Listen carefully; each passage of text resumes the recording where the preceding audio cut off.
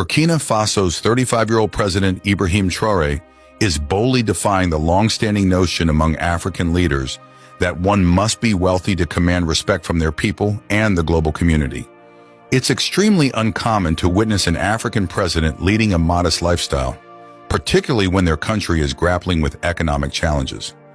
Many African leaders own luxurious cars, reside in opulent mansions, wear expensive custom-made suits, and even travel in lavish private jets, seemingly unconcerned about the plight of their people. In stark contrast to these extravagant lifestyles, Ibrahim Traore, the president of Burkina Faso, chooses not to prioritize luxury. Instead, his focus lies in placing the needs of his people first, even going so far as to reduce his own salary. Ibrahim Traore draws frequent comparisons to Thomas Sankara, primarily due to his modest lifestyle and unyielding dedication to his people.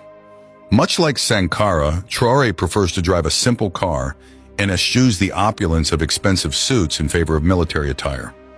This was evident during the Russia-Africa summit, where Traore stood out among his African counterparts by donning military combat clothing, complete with a distinctive red beret and tactical gloves. Moreover, Traore's refusal to accept a president's salary and his steadfast commitment to maintaining a salary as a military captain serve as a poignant testament to his unwavering commitment to serving his country. This and many more will be covered in today's video. Prepare to be amazed by the impact of this young visionary leader on the transformation of Burkina Faso. Before we proceed, we kindly ask that you consider showing your support by liking and subscribing to our channel. Ibrahim Traore made history in September 2022 by becoming the world's youngest head of state. He assumed power after he and a group of junior military officers staged a coup to oust Lieutenant Colonel Paul-Henri Damiba, who had taken office in a coup earlier in the year.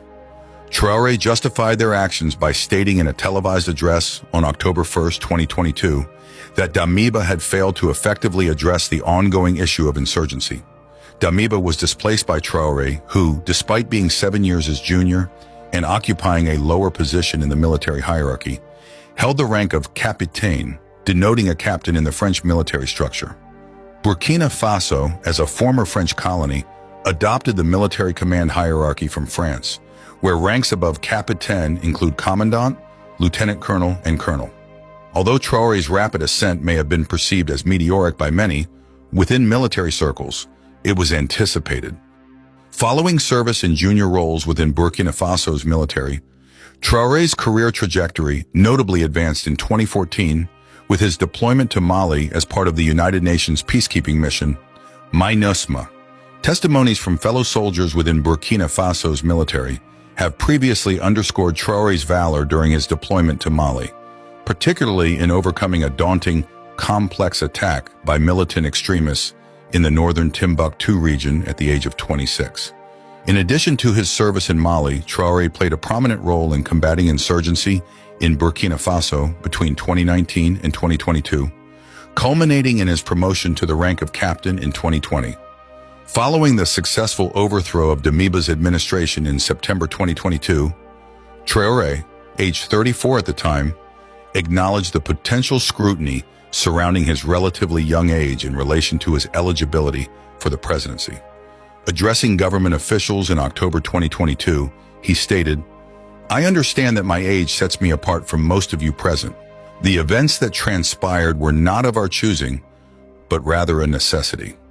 Subsequently, Traore's international prominence waned until July 2023, when he participated in the Russia-Africa summit in St. Petersburg, alongside 16 other African heads of state, convened by President Vladimir Putin.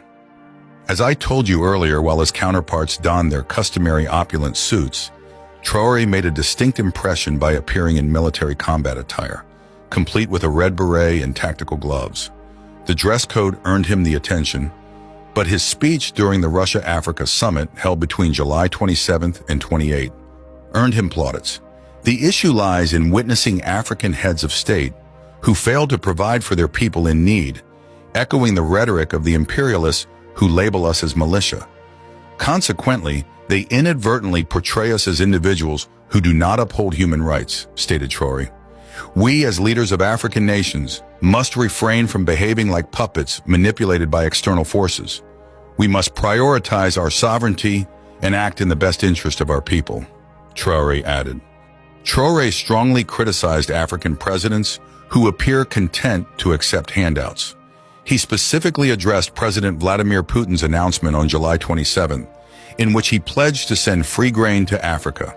Traore expressed gratitude for the gesture, but used it as an opportunity to convey a message to African heads of state. He emphasized the need for African leaders to prioritize achieving self-sufficiency in food production and supply for their people. Traore urged them to learn from the successes of other nations in achieving this goal. He stressed that at the next forum, African leaders should not attend without having taken concrete steps to ensure the food security and self-sufficiency of their nations. Traore's statements drew comparisons to those articulated in the early 1980s by the esteemed Thomas Sankara, who, like Traore, assumed the presidency of Burkina Faso through a coup. Leaving aside Ibrahim Traore's early life, let us now shift our focus to Traore's achievements. It is an indisputable reality that Ibrahim Traore is amassing a substantial degree of trust and backing within Burkina Faso and across the African continent in comparison to other African leaders. Just a few days prior, a multitude of citizens engaged in demonstrations, advocating for an extension of Ibrahim Traore's transitional tenure, which was originally slated to conclude in July. Subsequently, a recent charter has been ratified, permitting Burkina Faso's military leader to prolong their authority for an additional 5 years. Subsequent to the endorsement of the new charter subsequent to national deliberations on Saturday, May 25th. The deliberations convened in the capital city of Ouagadougou encompassed representatives from civil society, security forces, and transitional legislators, albeit the limited involvement of political parties in the process. Even after the signing of the new charter, many citizens were left unsettled. While decision-makers debated inside the conference hall about extending the transition, a group of impassioned youth gathered outside, fervently advocating for Captain Traore to lead Burkina Faso for the next 10 years. This fervent display of confidence in Traore's leadership underscores the deep-seated divisions and complexities in the public sentiment regarding the nation's future trajectory. Ibrahim Traore has been recognized for his practical approach to political ideology. He has addressed a significant economic challenge in Burkina Faso by pointing out the absence of a domestic gold refinery. Despite the country's status as a major global gold supplier, miners were forced to export raw ore to European countries for refining. In response to this issue, Traore has taken proactive steps to initiate the construction of a gold refinery within Burkina Faso. This strategic decision is anticipated to yield numerous job opportunities and contribute to the overall economic prosperity of the country.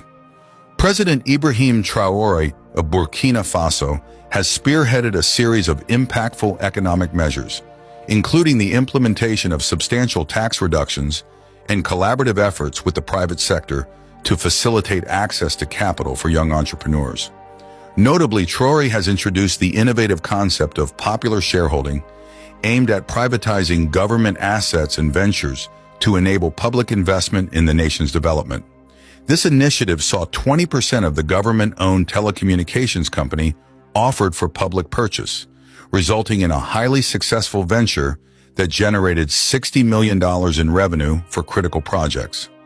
President Traore has also demonstrated his commitment to fiscal responsibility by reducing the salaries of all government ministers and officials by 20%. Furthermore, he has declined a presidential salary, choosing instead to maintain his earnings at the level of a military captain, thus exemplifying his selfless dedication to serving his country. Ibrahim astounded journalists by asserting his commitment to defending his people's right to protest, even in the face of criticism of his own actions, emphasizing his role as a servant of the people. His unwavering declarations regarding the trust placed in him and his colleagues to protect the nation's future are a welcome departure from the prevailing attitudes among leaders in many African countries, where leaders often consider themselves as sovereigns and their citizens as subjects.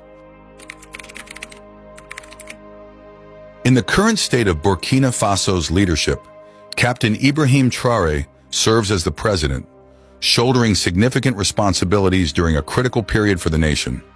Despite his prominent position, he has maintained a remarkable level of discretion regarding his personal life, keeping it largely private from the public eye.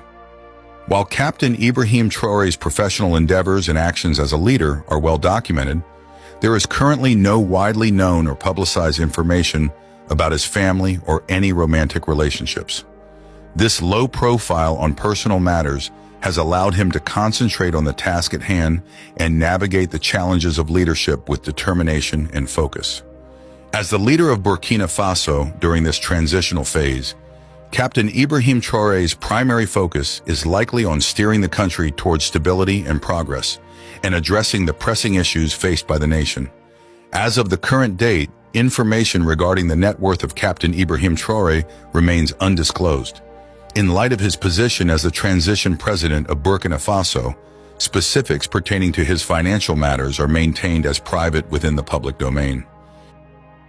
In regard to today's video, we would appreciate it if you could subscribe, like, and share it.